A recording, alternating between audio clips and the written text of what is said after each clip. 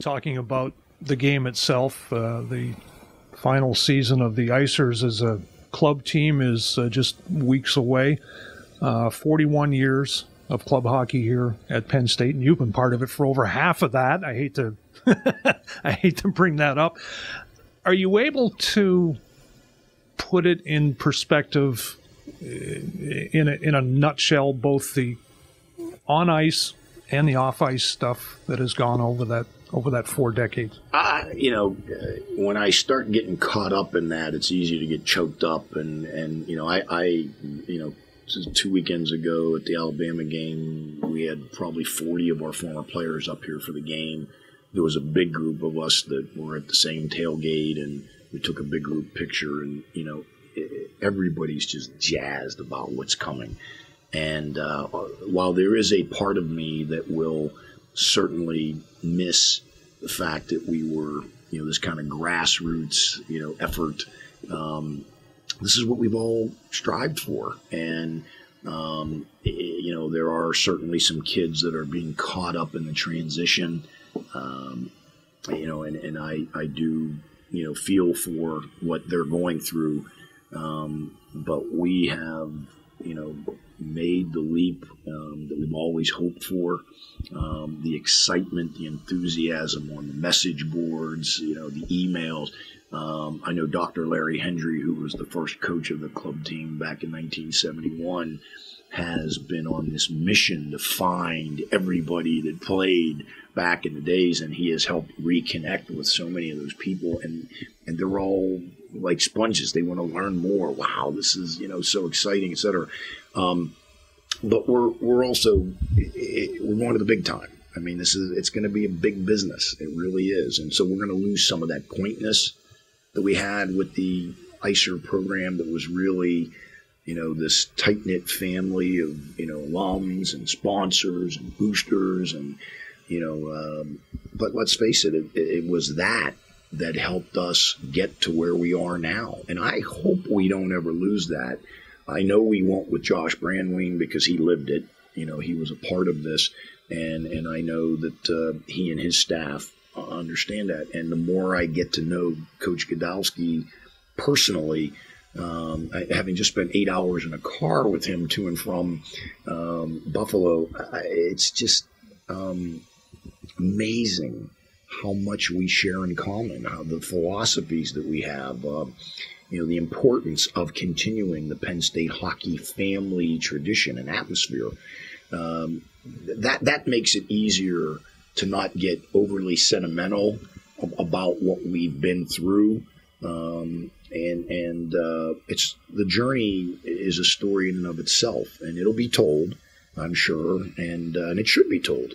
But it's also, as much as we want to celebrate the past and honor our traditions, this is also about an exciting, vibrant future, a facility. As I've said, this isn't just about hockey, Steve, as you know. I mean, we will benefit in our avocations of being, old-time hockey players out there, skating. And, the opportunities for youth, figure skating, youth hockey, public skating sessions, and the shows that we're going to bring to the area.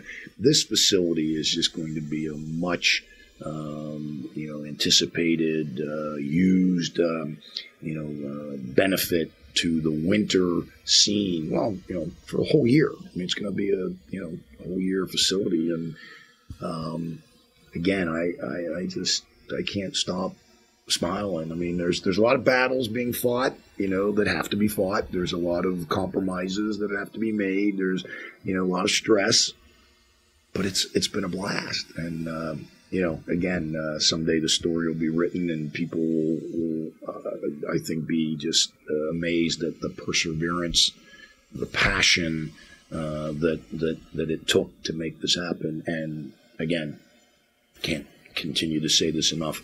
Without the Pagulas, this dream would not have come true. There are stories that can't be told in civilized company. We won't get into those, but is there in your mind in the time that you spent with this program as a player, a coach, and now an administrator, is there one moment on the ice that encapsulates what Penn State hockey was all about? You've talked about the Minot Miracle and all of the other things that went on, the 4 in a row. But is there one defining moment for Penn State Icers hockey? Well, you could argue that, and I would have a different one than Larry Hendry or Roy Scott or, Ben Boma or, Andy McLaughlin or, Glenn Zook. I mean, we'd all have our kind of defining moment. I think in my case, it's not really a moment as much as it is a philosophy. And that, I look at the people, all the people who, have the one thing we all have in common is passion. It's passion for the sport of hockey. So, whether it was when Roy Scott, and all of his companions and colleagues back in the early 70s were able to convince them to put boards up in the old Greenberg indoor complex, whether it was when the Greenbergs, gave the money to have the new indoor arena built, and there's a story to be told, and like I said, I know Larry Hendry's working on putting that story together. For me personally,